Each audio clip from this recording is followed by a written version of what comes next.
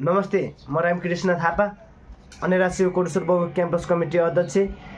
2073 सालदेखि निरन्तर विद्यार्थीहरूको हक, हित र अधिकारको पक्षमा निरन्तर रूपमा लडिरहेको छु। आज म अनिराश्रीले गरेका लोकप्रिय कार्यक्रमहरू चाहिँ के छ भन्ने सन्दर्भमा आज यहाँहरूलाई उल्लेख गर्न चाहन्छु। बुद्धागत रूपमा समेटेर चाहिँ एउटा भिडियो बनाउन लागिरहेको छु।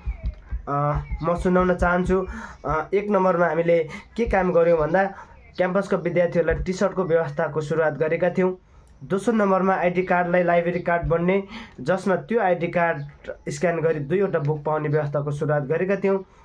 तेस्रो नम्बरमा स्वतन्त्र विद्यार्थी युनियनको नाममा विद्यार्थीहरूबाट लिँदै आएको 100 रुपियाँ अर्को चुनाव नहुन्जेलसम्मको लागि पैसा उठाउन नपाउने व्यवस्था गरेका थियौँ। यो बुँदा चाहिँ तेस्रो नम्बरको बुँदा 2075 सालको कुरा हो।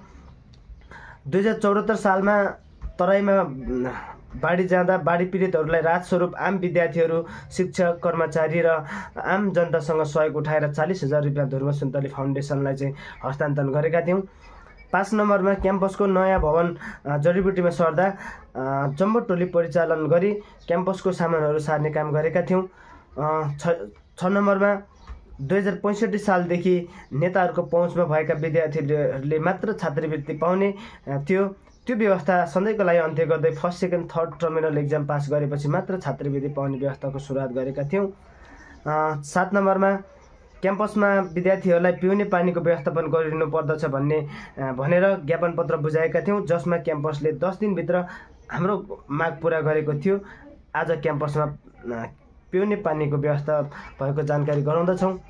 8 नम्बरमा क्याम्पस परिसरमा सरसफाइको सुरुवात सँगसँगै कोटेश्वर चोकबाट सेतीबीच चोकसम्म महादेवस्थान मन्दिरसम्म सरसफाइको अभियान चलाएका थियौँ।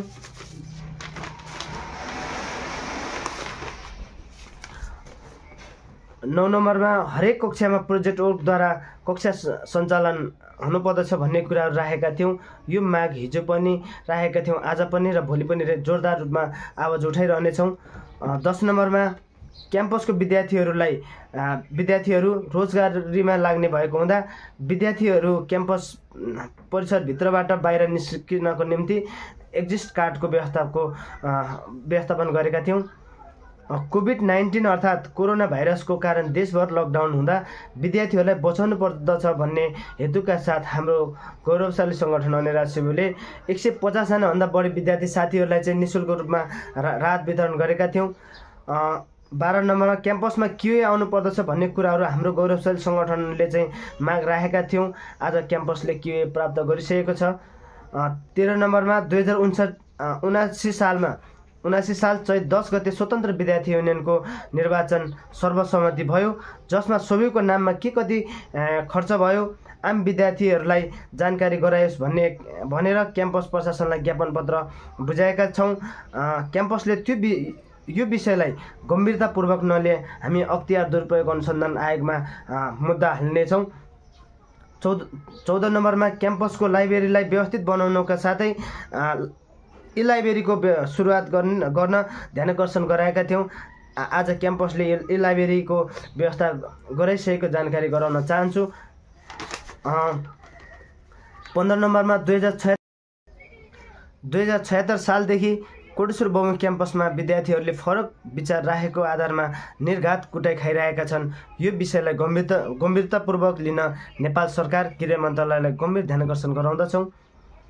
2082 1 महिना 12 गते अनिराश्री कोटेश्वर बहुमुखी क्याम्पस कमिटीले नयाँ वर्षको शुभकामना साथै भित्तिपात्रो विमोचन कार्यक्रम चलिरहँदा अराजक समूहहरूले हाम्रो कार्यक्रम बिथलिएको थियो। त्यो कार्यक्रम चाहिँ विद्यार्थीहरूले देखिराख्नु भएको छ। ऐतिहासिक कार्यक्रम थियो। कुनै अराजक समूहले चाहिँ हाम्रो कार्यक्रममा आएर माइक भाँच्ने, प्लगहरू उगर्ने र हल्ला गर्ने र टेबल कुर्सीहरू भाँच्ने काम गरिरहेको थिए। यो विषयलाई चाहिँ गम्भीरतापूर्वक क्याम्पस प्रशासनले लिइसकेको छ र आम विद्यार्थी साथीहरूले पनि यो विषयलाई गम्भीरतापूर्वक लिनुभएको छ भन्ने कुराहरू चाहिँ म ध्यानाकर्षण गराउन चाहन्छु। अन्तमा म के भन्न चाहन्छु भने कोटेश्वर बहुमुखी क्याम्पसमा आम विद्यार्थी साथीहरूले चाहिँ निर्धक्क रूपमा पढ्न पाइरहेका छैनन्। फरक विचार राखेको आधारमा चाहिँ विद्यार्थीहरूले दैनिक कुटाइ खाइराखेका छन्।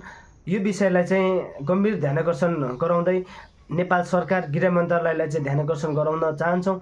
किनभने विद्यार्थीहरूले फरक विचार राखेको भरमा चाहिँ ऊ पढाइबाट वञ्चित हुन चाहिँ नेपालको संविधानमा उल्लेख भएको छैन। किनभने विद्यार्थीहरूको नैसर्गिक हुने अधिकारको कुरा हो कि विद्यार्थीले कलेजमा आएर स्वतःस्फूर्त रूपमा आफूले के अरे जान्न मन लागेको कुराहरू जान्ने, आफूले भन्न मन लागेको कुराहरू भन्ने, आफ्नो विचार राख्न पाउनु पर्दछ।